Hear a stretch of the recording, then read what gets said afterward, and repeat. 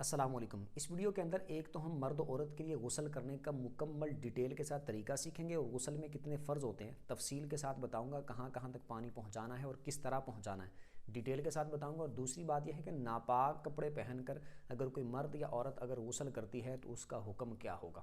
پہلی بات یہ یاد رکھ لیں، غسل کرنے کا طریقہ کیا ہے۔ غسل میں 3 فرض ہوتے ہیں۔ کلی کرنا اچھے طریقے سے، اس کی میں ڈیٹیل بتاتا ہوں، ناک میں پانی چڑھانا، اور تیسری چیز مکمل بدن پر پانی بہانا۔ یہ 3 چیزیں ہوتی ہیں۔ سب سے پہلی چیز جو ہے کولی کرنا۔ اب کولی کرنے کا طریقہ یہ ہے کہ بعض لوگ اس طرح ہوتے ہیں، وہ چلو میں پانی لیتے ہیں اور یوں کر کے ذرا سا منہ میں ڈالا اور پچ کر کے یوں کر کے باہر پھینک دیا۔ یہ بات یاد رکھنی ہے، جب غسل فرض ہو تو کولی کرنی ہے۔ چلو میں پانی لے کے تو اس کو منہ میں جب ڈالنا ہے تو پورے منہ تک اندر تک ساری جگہ تک پہنچانا ہے۔ یعنی یوں سمجھ لیں یہ ہونٹوں کے اندر کا جو حصہ ہے، یہاں سے لے کے اندر والی حصے کی بات کر رہا ہوں، یہاں سے لے کے حلق کی جڑ تک، یعنی جہاں حلق جو ہوتا ہے حلق، اس کی جڑ تک پورے منہ کے اندر ایک ایک پرزے تک ہر جگہ تک پانی پہنچانا ضروری ہے۔ اور وہ ہوگا کیسے کہ جب آپ چلو میں پانی لیں گے تو منہ میں آپ نے ڈالنا ہے، دائیں ہاتھ میں آپ نے پانی لینا ہے اور 3 کولیاں آپ نے کرنی ہیں اچھے طریقے سے۔ پہلے یوں کر کے جب منہ میں ڈالیں گے آپ پانی تو آپ نے وہ بالکل تھوڑا بھی نہیں لینا اور بہت زیادہ بھی نہیں لینا کہ منہ کے اندر پورا ہی نہ آئے، تو منہ میں جتنا آ سکے آسانی سے اتنا لے لینا ہے اور پھر آپ نے اس کو اچھے طریقے سے ہلانا ہے، آگے پیچھے کر کے سارے منہ تک اندر تک پہنچانا ہے۔ اور اگر آپ کا روزہ نہ ہو تو پھر آپ نے جیسے غرغرہ کرتے ہیں منہ اوپر کر کے، اس طرح آپ نے غرغرہ بھی کر لینا ہے۔ اگر آپ کا روزہ ہے تو پھر آپ نے غرغرہ نہیں کرنا۔ غرغرہ کرنا ضروری نہیں ہے، کولی کرنا ضروری ہے، تو کولی آپ نے اچھے طریقے سے کر لینی ہے۔ اور بہتر یہ ہے آپ اس طرح 3 بار کر لیں کہ 3 بار اس طرح کرنا یہ سنت ہے۔ ایک بار سے بھی فرض ادا ہو جائے گا اگر اچھی طریقے سے کر لیا ہے، لیکن بہتر ہے آپ 3 بار کر لیں۔ کولی اس طریقے سے کرنی ہے، یہ میں نے بتا دیا۔ دوسری چیز، ناک میں پانی چڑھانا ہے۔ ناک میں یہ بات یاد رکھیں، پانی آپ نے دائیں ہاتھ سے ہی لینا ہے، کولی کے لیے بھی اور ناک میں پانی ڈالنے کے لیے بھی آپ نے دائیں ہاتھ سے ہی پانی لینا ہے اور پھر اس کو ناک میں ڈالنا ہے۔ اور جب آپ نے اوپر کی طرف اس کو تھوڑا کھینچنا ہے تو یہ جو نرم جگہ ہے یہ سمجھ لیں، یہ ہے ناک کی نرم جگہ، یہ دیکھیں یہ نرم جگہ ہے ناک کی۔ اب جب یہ جہاں پہ ختم ہوتی ہے نرم جگہ تو وہاں سخت ہڈی ہے ناک کی، تو یہ نرم جگہ کی جو انتہا ہے، اینڈ ہے، جہاں پر نرم جگہ ختم ہوتی ہے وہاں تک پانی پہنچانا ضروری ہے۔ یعنی سخت ہڈی کی جو ابتدا ہے وہاں تک پانی پہنچانا ضروری ہے۔ نرم جگہ یہ ناک کی جہاں پہ ختم ہوتی ہے وہاں تک پانی پہنچانا ضروری ہے۔ اور اس میں یہ بات یاد رکھنی ہے، ناک کے اگر اندر جیسے ناک جمع ہوا ہے، رینٹھ جم گئی ہے تو اس کو چھڑانا اتارنا ضروری ہے۔ اور ناک میں موجود جو بال ہیں ان کو بھی دھونا ضروری ہے۔ یعنی جب پانی ڈالیں گے تو اچھے طریقے سے، جب صحیح طریقے سے ڈالیں گے تو پانی اندر تک امید ہے صحیح طریقے سے پہنچ جائے گا۔ تو بہتر ہے یہ بھی آپ 3 بار اس طرح کر لیں۔ پانی آپ نے دائیں ہاتھ میں لینا ہے اور ناک آپ نے بائیں ہاتھ سے یوں کر کے صاف کرنا ہے، آپ نے اس کو سنکنا ہے یا جو بھی جس طرح کرنا ہے، تو اس سے آپ نے انگلی ڈال کے صاف کرنا ہے جس طرح کرنا ہے بائیں ہاتھ سے، اور پانی آپ نے دائیں ہاتھ میں لینا ہے۔ 3 بار اس طرح ناک میں پانی ڈالنا ہے۔ اس کے بعد مکمل بدن پہ پانی بہانا ہے، وہ سر کے بالوں سے لے کر پاؤں کے ناخنوں تک، تلووں تک، نیچے تک مکمل ایک ایک جگہ پر پانی لازمی طور پر صحیح طریقے سے پہنچانا ہے۔ باقی جیسے کوئی سردی والا معاملہ ہے تو سردی میں یہ ہوتا ہے کہ جسم تھوڑا خشک ہوتا ہے یا بدن سکڑا ہوا ہوتا ہے، تو پہلے آپ اچھے طریقے سے پانی کو یوں کر کے اگر مل لیں گے، یعنی یہ بہتر صورت بتا رہا ہوں کہ پورے بدن پہ اگر آپ اچھے طریقے سے یا جیسے ہاتھ گیلا کر کے اچھے طریقے سے تیل کی طرح پانی کو اگر مل لیں گے تو جسم وہ نرم ہو جائے گا تھوڑا، اور جلد جو سکڑی ہوگی وہ بھی ٹھیک ہو جائے گی، اور جو بال وغیرہ ہوں گے تو وہ بھی اپنی جگہ پر صحیح طرح گیلے ہو جائیں گے۔ پھر جب آپ پانی اوپر ڈالیں گے تو پھر ہر جگہ پر پانی پہنچ جائے گا۔ یہ اصل میں خطرہ اس چیز کا ہوتا ہے کہ جب سردیاں وغیرہ ہوں یا بدن اس طرح سکڑا ہوا ہو تو جیسے اب پانی ڈالتے ہیں نا، تو ہو سکتا ہے کہ کوئی بال یا کسی جگہ سے پانی وہ پہنچنے سے رہ جائے، تو بہتر صورت یہ ہے کہ آپ اس طرح پہلے تیل کی طرح پانی پورے بدن پہ مل لیں۔ اگر نہیں بھی کوئی اس طرح ملتا، کھلا پانی ہے یا وہ شاور کے نیچے غسل کرتا ہے، نل کے نیچے، ٹوٹی کے نیچے اس طرح غسل کرتا ہے اور پانی اوپر سے صحیح آ رہا ہے، تو اچھے طریقے سے جیسے جیسے پانی آتا جائے اچھے طریقے سے ملتا جائے، پیچھے سے، کمر سے، آگے سے، پیچھے سے، ہر جگہ صحیح طریقے سے پانی پہنچانا ہے۔ پہلے آپ مل لیں، نہ ملیں، پانی ڈالیں، جس طرح مرضی کریں، پانی ہر جگہ پر پہنچنا چاہیے، یہ ضروری ہے، اس بات کو یاد رکھنا ہے۔ اگر بدن میں کسی جگہ پر پانی پہنچنے سے رہ گیا تو غسل نہیں ہوگا۔ اب عورتوں نے کوئی رنگ وغیرہ اگر اس طرح کی پہنی ہو، کوئی اس طرح کی اور چیزیں پہنی ہو، بالیاں پہنی ہوں، ناک میں کوکا وغیرہ کوئی اس طرح کی چیز پہنی ہو، تو اس کو ہلا کے اس کے جو سوراخ ہیں اس کے اندر بھی پانی جانا چاہیے۔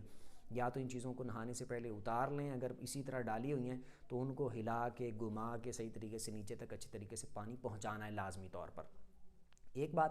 اب اگلی بات یہ ہے کہ جب یہ غسل والا طریقہ تو میں نے بتا دیا، مرد اور دونوں کے لیے سیم یہی طریقہ ہے، یہی طریقہ ہے دونوں کے لیے۔ اب اگلی بات یہ ہے کہ غسل کس طرح کا کرنا، کون سا غسل کرنا ہو، اس کا طریقہ کیا ہوگا۔ بعض اس طرح کی باتیں کرتے تو ہر ایک غسل کا یہی طریقہ جو میں نے بتا دیا ہے، پیریڈز کے بعد کرنا ہو تب بھی یہی طریقہ ہے،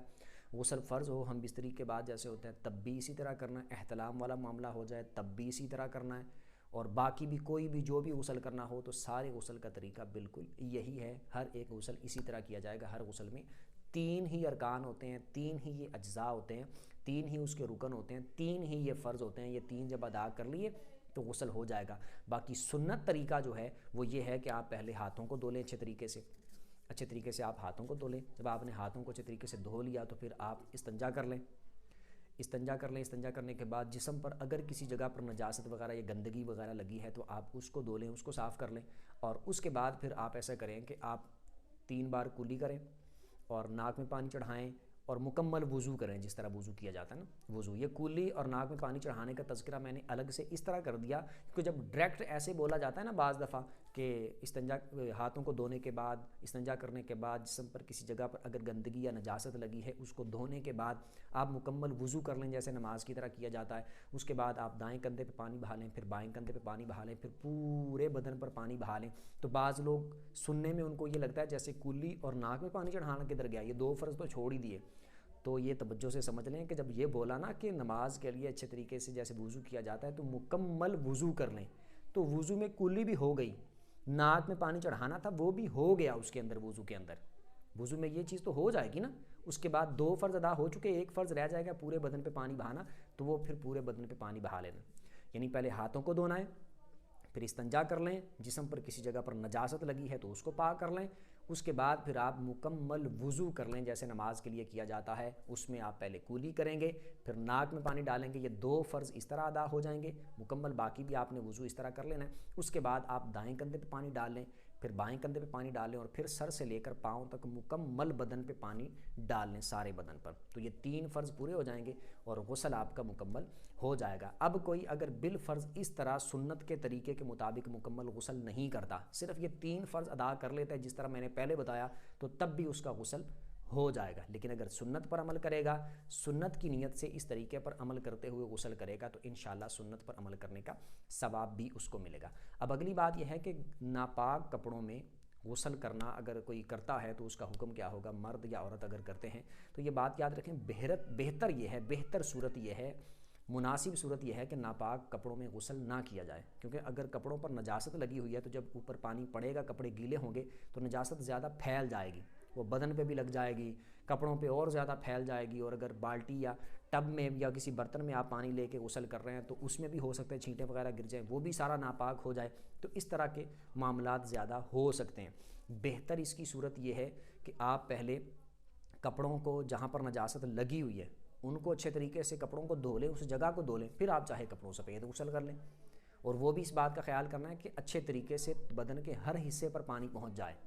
اس بات کا بھی آپ نے خیال رکھنا ہے۔ یہ نہ ہو کپڑے پہنے ہوئے ہوں تو بعض جگہ پانی پہنچے نہ اندر بدن پہ اور بعض جگہ پہنچ جائے، اس طرح کا معاملہ بھی نہ ہو۔ تو بہتر صورت یہ ہے کہ کپڑے اتار کر ہی غسل کیا جائے، لیکن اگر کوئی کپڑے پہن کر ہی غسل کرتا ہے تو بہتر اس کے لیے صورت یہ ہے کہ وہ پہلے جس جگہ پر نجاست لگی ہے اس کو اچھے طریقے سے دھو لے، نجاست کو پہلے صاف کر لے اور پھر بعد میں مکمل غسل کر لے۔ اور اس میں بھی اگر کوئی جیسے کپڑوں سمیت غسل کرتا ہے اور ڈائریکٹ سیدھا پانی کے اندر چھلانگ لگا دیتا ہے، نہر میں، تالاب میں، اس طرح کی کسی چیز کے اندر غسل کرتا ہے، یا پھر نل کے نیچے، شاور کے نیچے غسل کرتا ہے اور اچھے طریقے سے پانی بہاتا ہے، بدن پہ بہتا جاتا ہے، کپڑوں پہ بہتا جاتا ہے اور نجاست کو ملتا ہے اچھے طریقے سے، نجاست جب نکل جاتی ہے کپڑوں سے، وہ نجاست نکل جائے گی، گندگی نکل جائے گی، ناپاکی نکل جائے گی، تو کپڑے پاک ہو جائیں گے، اور غسل جب اس طرح کر لے گا تو غسل بھی ہو جائے گا مکمل، 3 فرض اس طرح ادا کر لے گا۔ تو